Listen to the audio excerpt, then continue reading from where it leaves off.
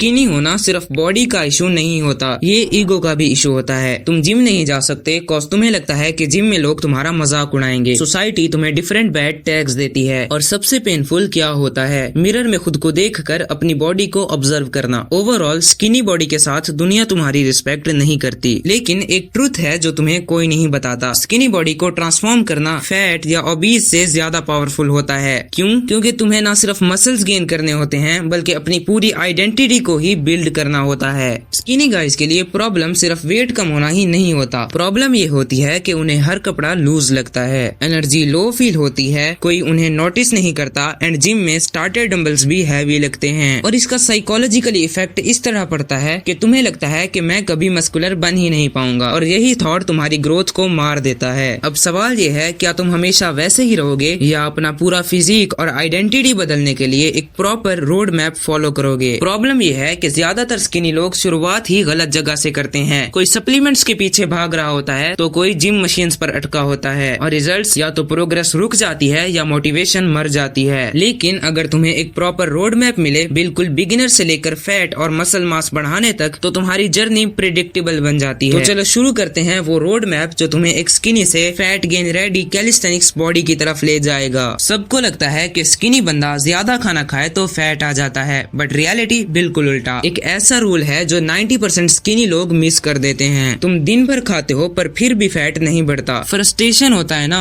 कि भाई इतना खाया पर फिर भी वेट क्यों नहीं बढ़ रहा। प्रॉब्लम तुम्हारे खाने में नहीं बल्कि तुम्हारे बॉडी सिस्टम में है। स्किनी लोगों का मेटाबॉलिज्म एक अलग ही लेवल पे चलता है और अगर तुम उसको समझे बिना सिर्फ प्लेट्स भरते गए तो रिजल्ट्स जीरो होंगे। रूल सिंपल है, तुम्हें ज्यादा खाना नहीं, ज्यादा कैलोरी डेंस खाना है। अब कैलोरी डेंस फूड क्या होता है, ये पॉइंट समझना जरूरी है क्योंकि यही तुम्हारे वेट गेन का स्विच ऑन करता है। अगर ये क्लियर नहीं हुआ तो तुम्हारे सारे एफर्ट्स वेस्ट जाएंगे। सोच के देखो, तुम दिन भर खाना खाओ पर अगर उसमें डेंसिटी ही ना हो तो एनर्जी कहाँ से आएगी? कैलोरी डेंस फूड बेसिकली वो है जिसमें छोटे पोर्शंस में हाई कैलोरी होती है, जैसे peanut butter, oats and dry fruits. Combination और टाइमिंग ही असली गेम चेंजर है। लेकिन उससे पहले एक चीज क्लियर कर लो, तुम्हारा गोल सिर्फ फैट गेन है या लीन मसल मास, क्योंकि दोनों का टाइमिंग अलग है। अगर सिर्फ फैट चाहिए तो कार्ब्स को रात के वक्त लो, तुम्हारी बॉडी उन्हें इजीली स्टोर करेगी। मसल मास चाहिए तो कार्ब्स को वर्कआउट के बाद डालो, एनर्जी फौरन मसल रिपेयर में चली जाती है। सिंपल लग रहा होगा ना, लेकिन एक छोटा सा कॉम्बो तुम्हारी स्किनी बॉडी को लिटरली मास मैग्नेट बना सकता है। सवाल ये है कि ये कॉम्बो एग्जैक्टली कौन सा है? ज्यादातर लोग सोचते हैं कि सिर्फ चिकन एंड राइस खाने से मास बन जाता है, बट सही कॉम्बो ये बिल्कुल नहीं है। तुम्हारी बॉडी को एक ऐसा मील चाहिए जिसमें कार्ब्स तुम्हें एनर्जी दें, प्रोटीन मसल्स को रिपेयर करें और फैट्स कैलोरीज को सस्टेन करें। बट क्या होगा अगर ये तीनों एक ही साथ मिल जाएं? कॉम्बो सिंपल है, वर्कआउट के बाद ओट्स प्लस वे प्रोटीन प्लस पीनट बटर लो, मतलब कि एक ही बाउल में कार्ब्स, प्रोटीन्स, फैट्स तीनों एक ही साथ आ गए। ये तुम्हारी स्किनी बॉडी को टर्बोचार्ज करता है क्योंकि कैलोरीज भी आ रही हैं और मसल्स भी रिपेयर हो रहे हैं। देखो, फूड के बिना मसल्स नहीं बनते, लेकिन सिर्फ फूड से भी मसल्स नहीं बनते। तुम्हें अपना बॉडी एक मशीन की तरह समझना होगा। फ्यूल अलग चीज है और मूवमेंट उस फ्यूल को रिजल्ट्स में कन्वर्ट करती है। अब मैं यहाँ तुम्हें हर एक्सरसाइज की लिस्ट नहीं बता सकता बिकॉज मैंने ऑलरेडी इसके ऊपर एक डिटेल्ड वीडियो बनाई है जिसमें बिगिनर से लेकर एडवांस तक मैंने step by step road map दिया है कि स्टेज पर कौन सी एक्सरसाइज करनी है, कितने रेप्स, कितने सेट्स, मतलब लिटरली एक पूरा मैप जहाँ तुम्हें सोचना भी ना पड़े, बस फॉलो करना पड़े। और ट्रस्ट मी, अगर तुम्हें सीरियस रिजल्ट्स चाहिए तो उस वीडियो को मिस मत करना क्योंकि बिना प्रॉपर एक्सरसाइज के तुम या तो स्टक हो जाओगे या इंजरी ले लोगे। उस रोड मैप के साथ तुम्हें क्लियर डायरेक्शन मिलेगी और फिर फूड और ट्रेनिंग का कॉम्बिनेशन तुम्हारी बॉडी को ट्रांसफॉर्म करना शुरू करेगा। लेकिन स्किनी से हेल्दी बॉडी बनाने में सिर्फ फूड और वर्कआउट ही काफी नहीं है, एक और चीज है जिस पर तुम्हें ध्यान देना पड़ेगा, टेस्टोस्टेरोन। ये हार्मोन तुम्हारी strength, recovery and muscle building speed को डिसाइड करता है।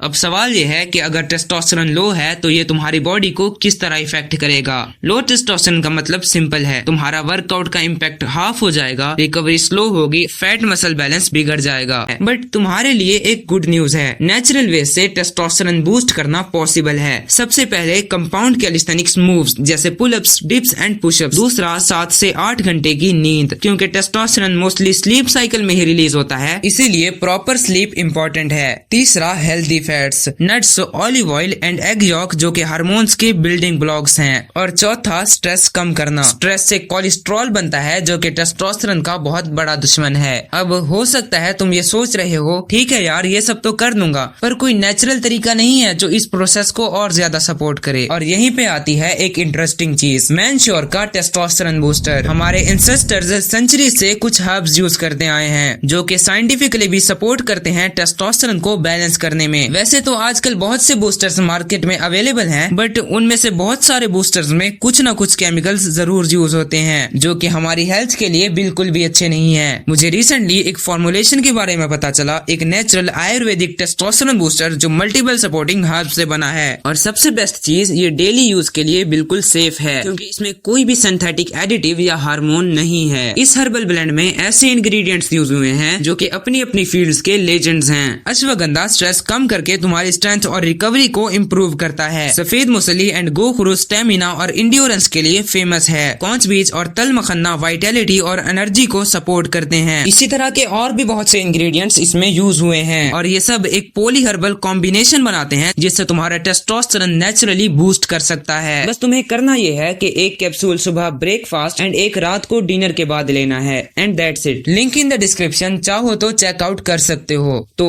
अब रूटीन सेट हो गया, लेकिन रियल लाइफ में एक दिन मिस होना तो गारंटीड है। तो अब सवाल ये है कि अगर एक दिन मिस हो जाए तो इससे क्या इफेक्ट पड़ता है और इस मिस को रिकवर कैसे किया जाए। ऐसी सिचुएशन में बहुत से बिगिनर्स पैनिक करते हैं। उन्हें लगता है कि एक दिन गया मतलब पूरा एफर्ट्स जाया, बट ऐसा नहीं है। तुम्हारी बॉडी एक दिन से नहीं लगातार सिग्नल से रिएक्ट करती है। लेकिन इग्नोर करने का मतलब ये भी नहीं है कि फर्क नहीं पड़ता, फर्क पड़ता है। ट्रुथ ये है कि एक दिन मिस होने से फैट लॉस या मसल गेन खत्म नहीं होता, लेकिन मोमेंटम ब्रेक जरूर होता है। और स्किनी बंदे के लिए मोमेंटम ही सब कुछ है। रिकवरी का तरीका सिंपल है, अगले दिन अपने मील को डबल बिल्कुल मत करो, बस रूटीन को नॉर्मल पे वापस लाओ और एक extra high calorie snack add कर दो। बस इतना ही काफी है बैलेंस मेंटेन करने के लिए। अब ये तो समझ आ गया कि एक दिन का मिस हैंडल कैसे होता है, लेकिन इम्पोर्टेंट बात ये है कि एक दिन मिस होना अलग चीज है, लेकिन अगर तुम लगातार मिस करने लग गए तो समझो गेम ओवर। अब सवाल ये है कि डिसिप्लिन को कैसे बचाओगे। लोग सोचते हैं कि डिसिप्लिन मतलब विल पावर, लेकिन असल में ऐसा नहीं है। विल पावर कभी स्टेडी नहीं रहती, कभी तुम्हारा मूड हाई होता है, कभी तुम्हारा दिन खराब होता है। अगर डिसिप्लिन सिर्फ मूड पे डिपेंड है तो तुम्हारा रूटीन कभी स्टेबल नहीं बन पाएगा। डिसिप्लिन को स्ट्रॉन्ग बनाने का रूल सिंपल है, एंकर हैबिट्स। मतलब तुम अपने कैलिस्थेनिक्स मील या वर्कआउट को किसी ऑलरेडी फिक्स्ड चीज के साथ जोड़ दो, जैसे हर रोज ब्रेकफास्ट के फौरन बाद पुशअप्स या डिनर के बाद प्रोटीन शेक। जब तुम उसको एक डेली एंकर के साथ अटैच कर देते हो तो वो हैबिट मूड से ऊपर चली जाती है। अब तुम डिसिप्लिन को एंकर से लॉक कर चुके हो, लेकिन एक स्टेज जरूर आएगी जहाँ प्रोग्रेस रुक जाएगी। पुशअप्स वहीं के वहीं, वेट गेन स्लो लगेगा और ओवरऑल बॉडी स्टक हो जाएगी। अब सवाल ये है कि प्लेट्यू कैसे तोड़ें। यहीं पर ज्यादातर लोग फ्रस्ट्रेट होते हैं। वो सोचते हैं कि शायद अब मेरी जेनेटिक्स लिमिट हो गई हैं। प्लेट्यू तोड़ने का रूल सिंपल है, प्रोग्रेसिव ओवरलोड। मतलब या तो रेप्स बढ़ाओ या सेट्स या डिफिकल्टी लेवल। अगर पुशअप्स पे स्टक हो गए हो तो इंक्लाइन से नॉर्मल पे आओ, नॉर्मल से डायमंड पुशअप्स। कैलोरी साइड पे भी यही सेम चीज। अगर एक मील पे ग्रोथ स्लो हो रही है तो माइक्रो कैलोरी ट्वीक करो, 1 spoon extra peanut butter, extra banana, थोड़ा ऑलिव ऑयल। प्लेट्यू तोड़ना कॉम्प्लिकेटेड नहीं है, बस तुम्हें अपनी बॉडी को नया शौक देना पड़ेगा। अब यहाँ तक तो सब ठीक है, लेकिन सबसे बड़ा एनिमी कभी कभी तुम्हारा खुद का इन्वायरमेंट होता है। दोस्त मजाक उड़ाते हैं, घर वाले बोलते हैं ये सब टाइम वेस्ट है, क्या तुमने आर्मी ज्वाइन करनी है, बॉक्सिंग करनी है, क्यों कर रहे हो ये सब। और यहीं पर तुम्हारा रोड मैप हिल जाता है। अब सवाल ये है कि अगर ऐसा टॉक्सिक इन्वायरमेंट हो तो फोकस कैसे रखोगे। यहीं पे ज्यादा बिगिनर्स टूट जाते हैं। वो अपने आसपास के लोगों की बातों को सच मान लेते हैं, और जब तुम्हारा आसपास नेगेटिव हो तो तुम्हारा डिसिप्लिन भी ऑटोमेटिकली वीक लगने लगता है। देखो, तुम इन्वायरमेंट को कंट्रोल नहीं कर सकते, ये तुम्हारे बस में नहीं है, पर अपना आइडेंटिटी लॉक जरूर कर सकते हो। और एक और चीज हमेशा याद रखो, देखो अगर तुम्हें कोई गिराने वाला नहीं होगा, कोई तुम्हारे अगेंस्ट नहीं होगा, कोई तुम्हारा मजाक नहीं उड़ाएगा, तो तुम्हारे उस कमबैक का मजा ही क्या होगा जिसके लिए तुम स्ट्रगल कर रहे हो। देखो, लोगों के बिहेवियर्स इग्नोर करो। अगर कोई तुम्हारा मजाक उड़ा रहा है तो चिल करो, बिकॉज वो खुद ऐसा नहीं कर सकते, इसीलिए तुम्हारे साथ ऐसा बिहेव करते हैं। अब यहाँ तक तुमने पूरा रोड मैप देख लिया, basic foundation, progressive overload, patience, comeback और अपनी आइडेंटिटी लॉक करना। लेकिन सबसे बड़ा सवाल अब ये है, क्या तुम इस पाथ पर चलने के लिए रेडी हो भी या सिर्फ सुनने के लिए आए थे।